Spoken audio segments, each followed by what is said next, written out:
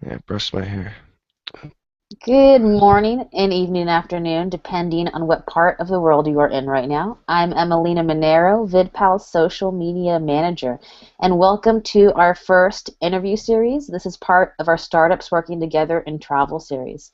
So today we are here with the senior developer of Vidpal, Nico Piderman. And hi, Nico. Oh And yeah. so today we're just going to start off by shooting you some questions. So tell us a little bit about VidPal and who uses VidPal and how do they use it? So Vidpal is a video platform that we've been developing for the past months, and the main distinguishing feature is that users can actually request videos, and then other users can fulfill them. And so really, it's gonna become like a crowdsource platform for video. So either people or businesses can get easy access to user-generated content. And then how would travelers use VidPal? Well, yeah, they can use it just to basically they'll have a map and they can use that to either discover locations around them where they are, or they could also, when they're planning something, they could put a request at their destination and then have that request fulfilled by a local for any sort of information that a local might know better than a traveler. So how did you get started with VidPal? Well, I met John Ortega. He's my co-founder, and Rosa, his girlfriend. And we got started. They had this idea when they were traveling to Thailand, and we just slowly started building, and it started ramping up faster and faster. And building and get a more solid idea of what it actually was that we were making, and here we are. So from John, I heard that you are a developing whiz and that you come from a family, I heard from you, that of designers, but yet you're more into the developing and back end spectrum. Can you tell me more about how you got into that? Uh, yeah. My grandfather on my mother's side, and then my father, they're actually yeah, very good graphic designers, pretty respected and well known. And so yeah, I always thought maybe I'd get into something like that growing up, but turns out I like more yeah, just like programming is more straightforward, and I really am into that kind of thing. And so, what's your role as the co-founder and senior developer of VidPal? Well, yeah, I mean, basically I coordinate with John and Jaime. John is, like I said, our co-founder, and Jaime is our software engineer manager. And yeah, we plan the tasks that we need, and usually I'll just dive right in and start laying down the tracks. So, for people who want to get into programming, do you have any advice of how they could go about doing that? Well, the internet is amazing, and it's just totally full of every little bit of information you could ever want. And, there's forums and stuff you can communicate with all sorts of real developers. And so I actually started myself on Code Academy, and that's a great free tutorial resource that I think is really good for beginners. Oh, nice. So, what kind of things were you able to learn on Code Academy? Oh, sorry, you broke up for a second. Oh, what kind of things were you able to learn on Code Academy? Oh, well, yeah, I started with HTML and CSS, Mhm. basic stuff, but they also have JavaScript and PHP. Yeah, it's just a really good intro to yeah, with tutorials that you get to actually work through the course instead of just listening or watching. And then, so on the topic of travel, you lived in Italy from, I believe, 12 to 17. Yeah, actually, yeah, shortly after 9/11 happened, uh, my family relocated to Italy. My father lost his job in New York and found one near Venice. And so the whole family, I have two brothers, we all moved to Venice with a dog and a cat also. And yeah, it was a really great experience. Can you tell me, like, what was the most unique or memorable thing about living in Italy? Well, I mean, yeah, obviously the food was amazing and Uh-huh. always, I always miss it. But yeah, just yeah, being able, Italy was great because they have like the piazza and every Wednesday and Saturday in my specific city where I was living for the longest, Padova, the piazza would be absolutely full of young people and just everybody from the whole city, all parts of society gets together and mingles. It's great, and I don't think that happens quite the same in this country. Hmm. So you speak Italian? Yeah, I had to pick it up after for 5 years being there. Definitely came in use. Could you share with us something in Italian? Uh, You're breaking up again. Can I Oh, share? Can I share what? I just any type of words or phrasing in Italian. Okay. Ho vissuto in Treviso e a Padova per 5 anni e mi è piaciuto molto.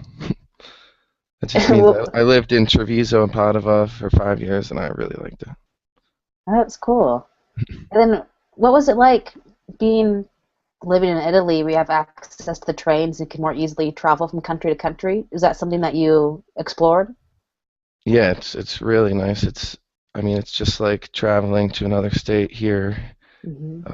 We would take family vacations all over. Most of my family's in Switzerland, so that was about a 6 hour drive. But I mean, in New York State, you can drive for 6 hours and you're nowhere but good old New York still. Uh-huh. What other countries did you visit? Oh yeah, I mean, most of the Western European countries, and we drove to, and even a little bit of Croatia and Yugoslavia too. We headed that east also a little too. So, someone traveling outside of the States for the first time and going to those areas, like what advice could you give them? Well, you can try Vidpal when you're there. Hmm. We're gonna release it March 22nd, so as long as you're not planning to go in the next 10 days, it'll be available for you. And yeah, I mean, just I think the best part of traveling is just getting away from what you're used to and seeing that we're all pretty similar, even though our cultures can be very diverse and food can be very different. People in general, I think, are at the core pretty Yeah, similar. definitely. And do you have was Italian food your favorite, or do you have another favorite? Um, I mean, I love any good food, but I guess I have a special attachment with Italian. Hmm. And then tell me more about Spain. What was that like?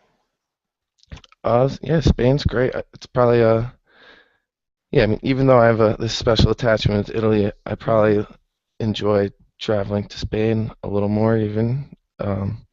Yeah, I really enjoy their Spanish wine. I like more, and it's a little it's great. Yeah, my grandmother actually has a house in Spain in this tiny town called Teruel, or in La Fresneda, which is in this region called Teruel, Okay. and only 500 people live there year round. And so this house is like made out of like mud basically. Like the floors are all like that too. It's very rustic, but it's great. That sounds amazing. Yeah. So traveling, like living in Italy and being able to travel in Spain and Switzerland and Croatia, do you think that gave you a lot more independence, or was that something unique to your experience living over there as opposed to the States? Oh yeah, I mean, you just like living in the States, you have this pretty big barrier for most people. The airfare is a huge barrier, and Hmm. there that's not an issue. And even like border crossings with the EU, it's not. You just drive through. It's pretty cool. Here, I mean, not even. There's a big number of Americans that don't even have passports. So, Yeah. Uh-huh. So, what would you say is, I guess, your number one and number two passions in life? um, okay, well, yeah, right now, I mean, well, yeah, the past few years I've really just been so focused on programming development, so that's definitely a number one passion in my life right now. I spend all my time either working or I've been reading a little about it too when I can't stare at a computer screen anymore.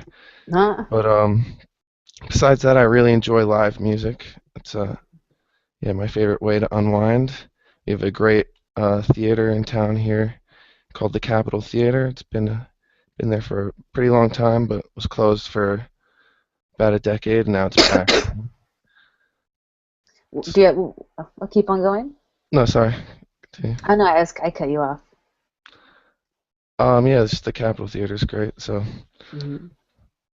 So who are your, like, who are your favorite bands or genres? Like, what kind of music do you like to go and see? oh well, actually, yeah, the Capitol Theater likes to host a lot of Grateful Dead type Mm. music. So, Phil Lesh, I'm actually planning on seeing him this weekend, so that'll be fun.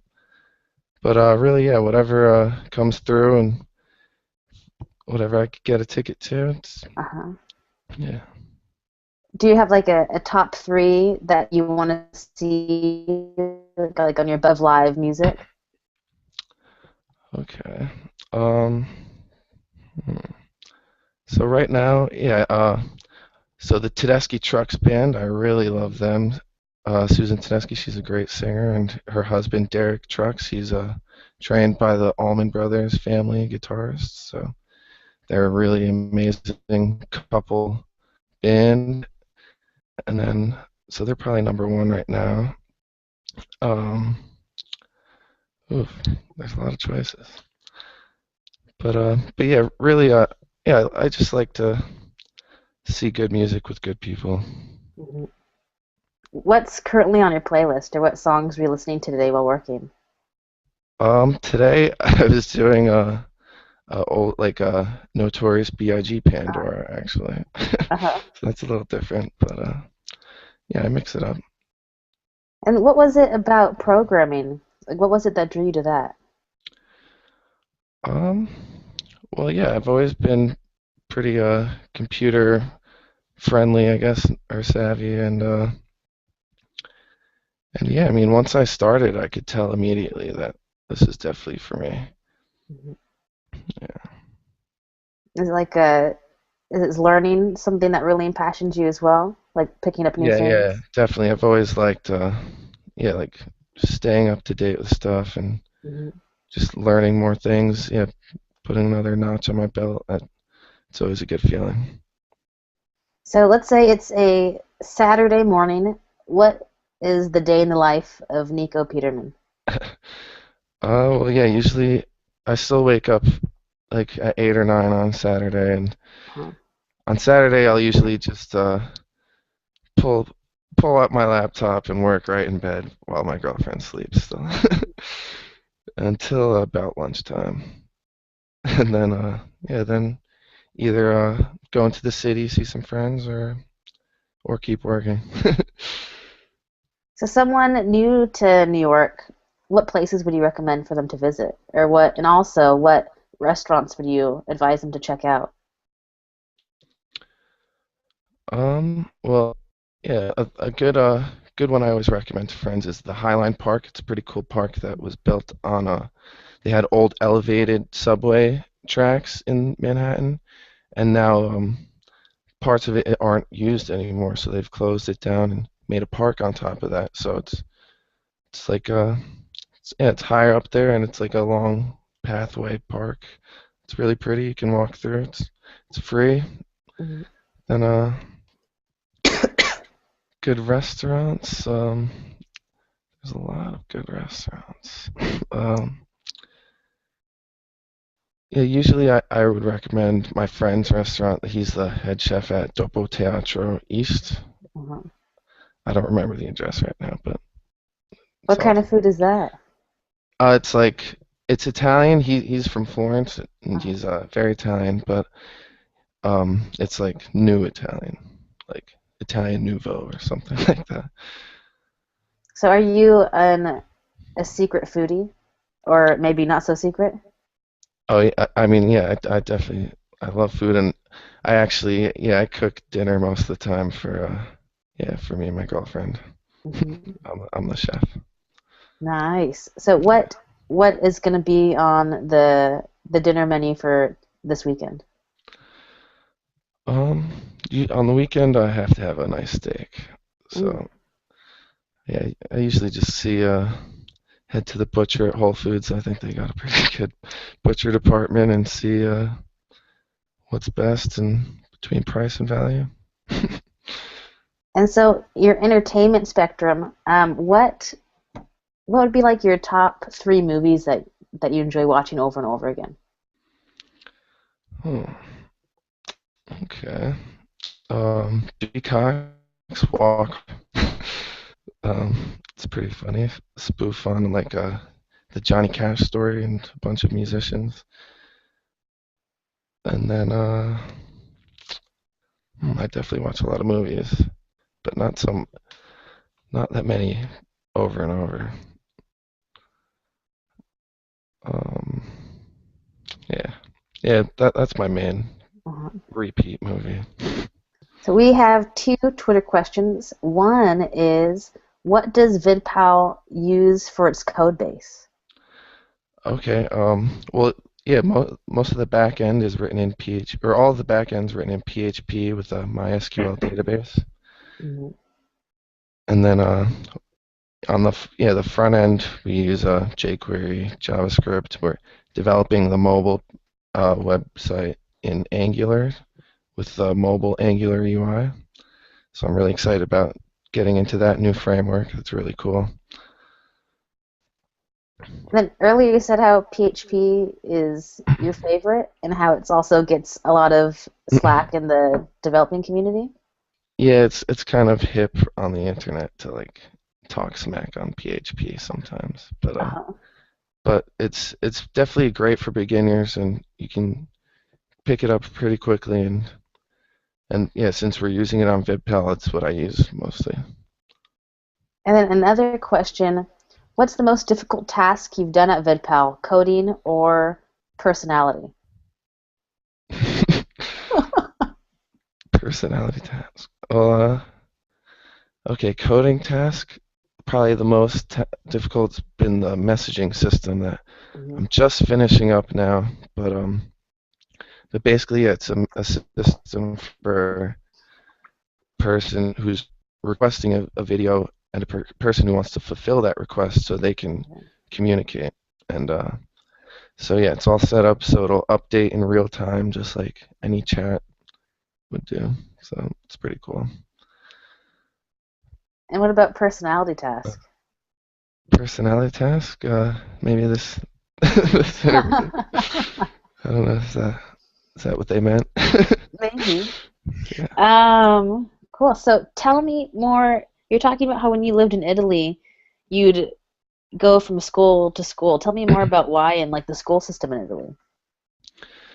Okay. Well, yeah, we heard that they had a very good school system in Italy, and Mhm. definitely seemed pretty good. But it's just they didn't like in America we have English as a second language, and Mhm. I don't know.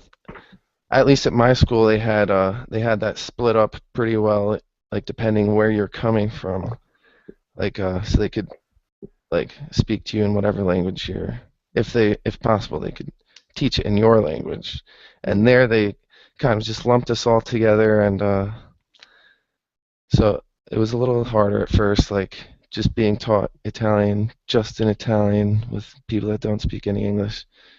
And yeah, the school I was in at first was a little easygoing. They just thought I was a nice guy and would pass me regardless of the fact that they didn't give me any homework or quit tests or anything.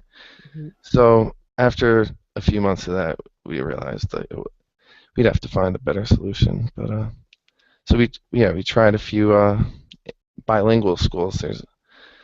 there's a they pop up here and there. Most of them are pretty new and don't last too long, but it was interesting. And you went to, you said 5 schools within 1 year? No, no, just in the 5 years that I was living in Italy, Oh, okay. it was five total. What was it like moving so quickly, like year to year to different schools? Well, yeah, the first time was hard, but you get used to it. Yeah, I mean, being 12, it's tough. You're not so sure about how to make friends and stuff, but after the first time, it was much easier, and then I started getting pretty good at it. I felt. Do you think find that there's any correlations between that kind of like pick up and go environment with a startup environment? Yeah, I mean, yeah, with startups, you always have to be ready to pivot, pivot, pivot, I guess. I mean, Mhm. with Vidpal, we're still like the our product's pretty much ready, but we're still really hammering down the finer details of how it's really going to be used in the market. And so we haven't had to really take a step back or totally change anything yet. We're more just refining the details right now, but it's definitely good skills to have for a startup. And someone who hasn't been in a startup environment, or also maybe hasn't done remote work, what is it like for you? Well, it's pretty cool. I mean, like at a normal job, you have a really specific position, and Mhm. that's what you have to do. And at a startup, like you have your tasks and stuff that people are expecting you to get done, but I mean, really, there's so much to be done in every area of the business that you can really get involved with anything you're interested in, and the more the better. What kind of things are you not expecting that kind of little segues out of your role that you really enjoy doing for VidPal? I'm sorry, you broke up again. Could you Oh, repeat that question? yeah, you're talking about how there's like so much to do in a startup environment and how Oh it's yeah. cool how you could kind of segue into different paths that wouldn't necessarily be in your role.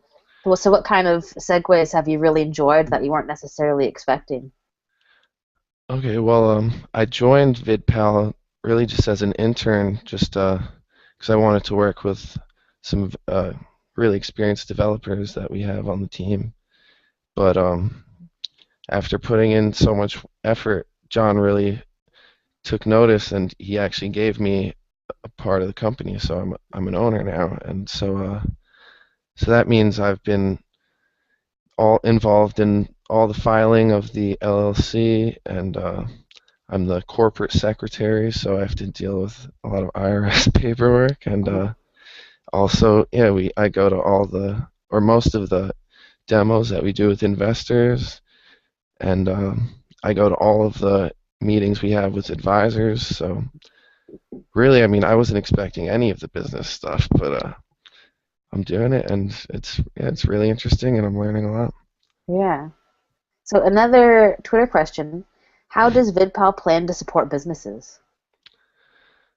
Well, yeah, it's going to be a great channel for them to market themselves.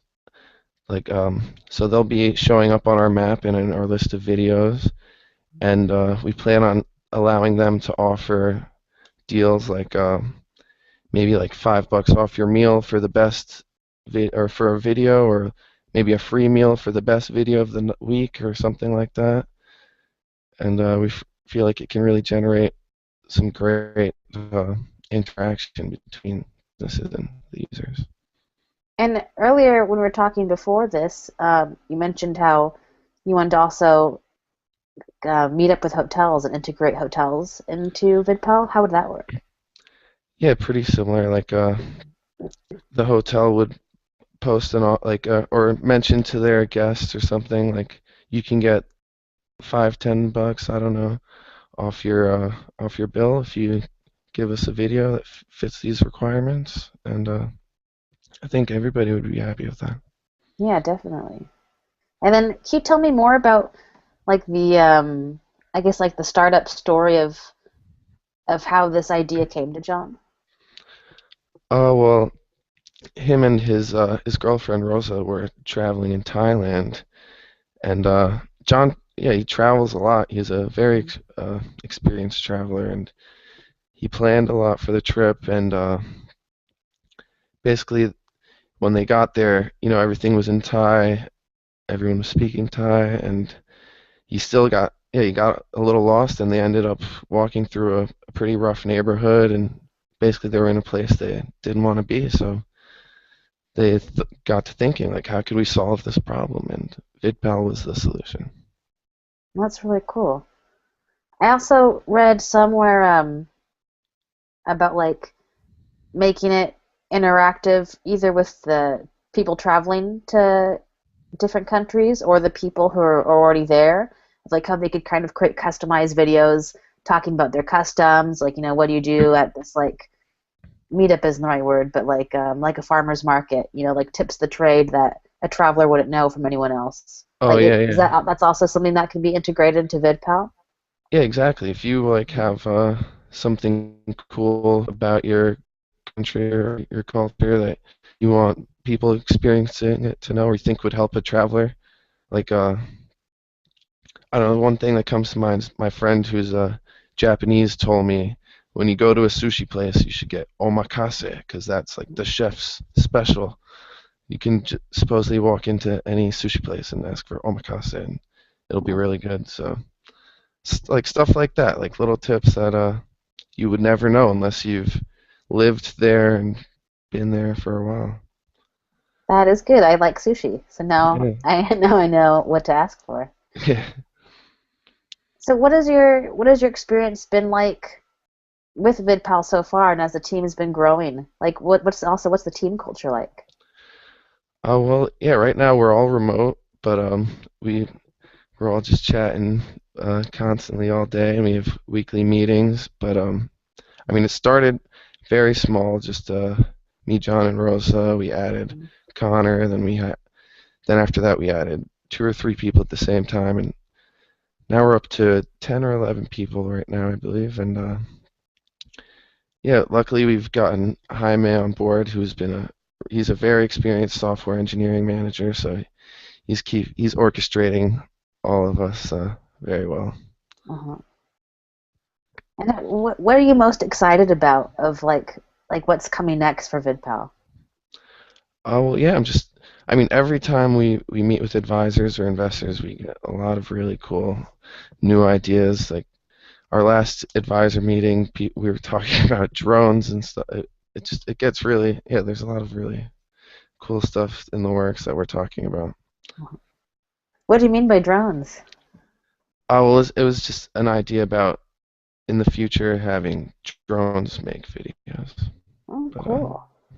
I don't know what we want to talk about that. Okay. So on a different note, so let's say an investor is watching this right now. Like, what things would you tell an investor to why they should invest in VidPal?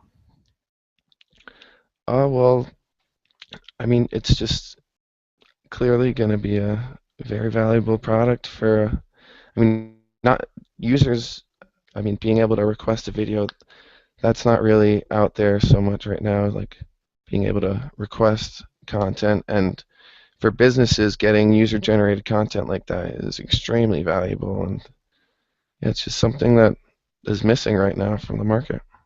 Yeah. Yeah, it's really cool. People could request videos in real time. Yeah. I remember being on the website and looking up, like someone wanted like a video of like a certain street I think they're going to be traveling to soon, or like someone wanted, I forget. There's so many different things that people were requesting, but it's Yeah. crazy of how like anywhere I could be in California and say, well, maybe I'm thinking of um, I don't know, some town in Germany, and maybe I want to compare a few different places, and I just request videos. So I think that's really Mhm. cool. Yeah, I mean, you can make really specific requests, or you can make Hmm. kind of more open requests, like just like I'm gonna visit Chiang Mai in Thailand. Like, can you show me what I should do? And I Hmm. feel like you can find some really great hidden gems that way. So um, Have you tested it out? Like, have you put any requests in? Well, I mean, right now it's just the development team on the platform. So that's until March 22nd when Oh, we actually do our beta release, and then we'll actually yeah, it'll actually be in motion. so we have another Twitter question from Jamie Gonzalez. Where do you see yourself in a few years? Well, in an office in Manhattan,